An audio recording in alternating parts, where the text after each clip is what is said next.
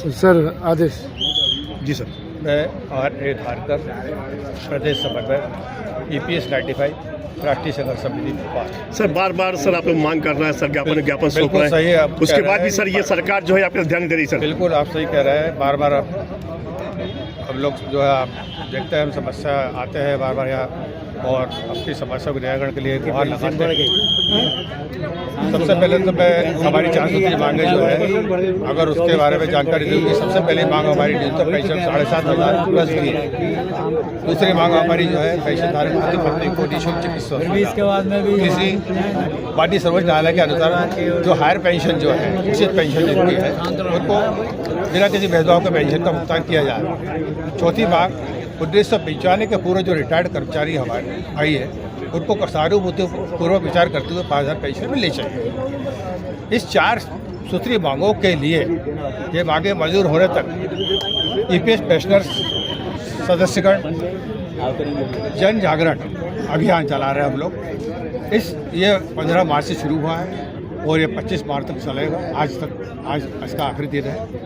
इसमें ब्लॉक से लेकर तहसील लेवल से लेकर और जिले तक पूरे जो हमारी जहाँ संगठन है, 27 राज्यों में संगठन हमारा काम कर रहा है। हम लोग सब इस पीरियड में, इस अभियान में माननीय सांसद महोदय हैं, केंद्रीय मंत्री महोदय हैं और कमिश्नर महोदय हैं, EPF कमिश्नर महोदय हैं, ऐसे लोगों को कलेक्टर के माध्यम से माननीय प्रधानमंत्री को भी हम ज्ञापन भेज रहे हैं। अभी हमने 21 फरवरी को, अभी 21 मार्च को ही मैंने माननीय कलेक्टर महोदय के माध्यम से माननीय प्रधानमंत्री को ज्ञापन दिया है।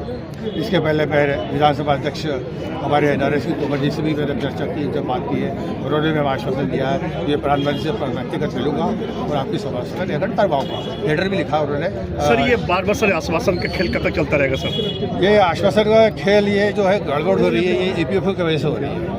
एक्चुअली ये बोल रहे हैं साहब पैसा नहीं है हमारे पास। और सर सारे जो आला अधिकारी हैं, जो सारे सरकार में बैठे जिम्मेदार हैं, ये सर आप लोग को सिर्फ तारीख पे तारीख दी जा रहा है। सर आखिर तारीख पे कब तक जियोगे आप लोग सर? अब तारीख पे अब जीने का समय खत्म हो रहा है हम लोग। अब हम लोग जो है अभी तक शांतिपूर्वक ढंग से अपना आंदोलन चला रहे थे और अब हमने इनको जो हमें माननीय शब्द मंत्री महोदय ने बुला के हमारे राष्ट्रीय नेता संगठन को प्रेजेंटेशन भी दिया गया है कि भाई पेंशन बढ़ाएंगे, आप बढ़ती है तो पैसा कहाँ से आएगा? ये पैसे का रोना मतलब सर आपने वो जीवन के अमूल्य समय आपने समाज सेवा को दिया है, गवर्नमेंट को दिया, सरकार को दिया है। बिल्कुल। आज सर समय आपका मांग कर रही है कि आपको समय सही जीना है, तो सर ये लोग आपकी तब नहीं देख रहे सर। मैंने 32 साल सेवा की है जी। 32 साल में हमने जो है अपने वेतन से, इन्होंने 2008 में एक ऑर्डर निकाल दिया, इस साल जो ROC जो मिलती थी वो ख़त्म कर दिया। क्या था, हम लोग इतना ध्यान नहीं रहा हम लोगों को, हम सेवा काल में थे, हमें तनख्वाह मिल जाती थी, अपने वजह कर रहे थे। लेकिन अब हमें मालूम है कि जो है धीरे धीरे इन्होंने हमारे जो है जो सुविधाएं हमारी थी वृद्धाश्रम जो हमको लाभ मिलना थे वो इन लोगों ने लाभ कम कर दिए हैं और हमें जो है कम पेंशन मिल रही है। उसके लिए प्रयास जारी है हमारे, हम संघर्ष कर रहे हैं। माननीय प्रधानमंत्री से भी चर्चा हो गई है, वित्त मंत्री से हो गई है। ये संयुक्त मोर्चा अपनी मांगों को लेकर प्रदर्शन कर रहा है, जो कि उनकी मांग जायज़ है। बताइए सर। मैं प्रदेश अध्यक्ष राष्ट्रीय संघर्ष समिति मध्य प्रदेश भोपाल शशिवान सिंह भदौरिया। राष्ट्रीय संघर्ष समिति विगत 10 वर्ष से EPS पेंशनर्स के लिए 4 सूत्री मांगों को लेकर निरंतर संघर्षरत है। हमारे कमांडर, राष्ट्रीय कमांडर अशोक रावत जी अध्यक्ष हैं और वो पूरे देश में 78 लाख वृद्ध पेंशनर्स के लिए संघर्ष कर रहे हैं। कई बार श्रम मंत्री, वित्त मंत्री और प्रधानमंत्री तक मिल चुके हैं। अनेक सांसदों ने लोकसभा और संसद में ये अपनी आवाज़ उठाई है और लगातार उठ रही है। उसके बावजूद 10 वर्ष तक हम इस 1000 पेंशन मात्र पा रहे हैं, जो बहुत कम है। ये न्यूनतम पेंशन में एक परिवार का, एक आदमी का एक दिन का गुजारा नहीं हो पाता। ऐसी स्थिति में लोग मर रहे हैं और हमारा अनेक तरह का आंदोलन निरंतर जारी है। अभी भी आश्वासन मिला था कि हम 31 मार्च तक कर देंगे, ऐसा श्रम मंत्री ने कहा था। हम उससे आश्वस्त थे कि हमारा आदेश निकल जाएगा। बार बार समय दे करके परेशान हैं। इसमें अधिकांश लोग वरिष्ठ लोग हैं, 60 साल से 80 साल तक के आयु के लोग हैं।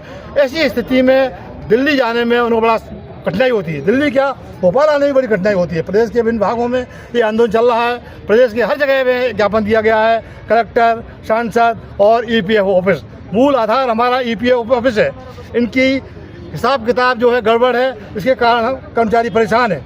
हम चाहते हैं शीघ्र से शीघ्र इनका निराकरण हो और हमको हमारी मांगें पूरी हों, अन्यथा ये बुजुर्ग लोग दिल्ली में मरेंगे तो बड़ा देश में संकट पैदा हो जाएगा और बड़ी स्थिति खराब हो जाएगी। ठीक है सर, धन्यवाद।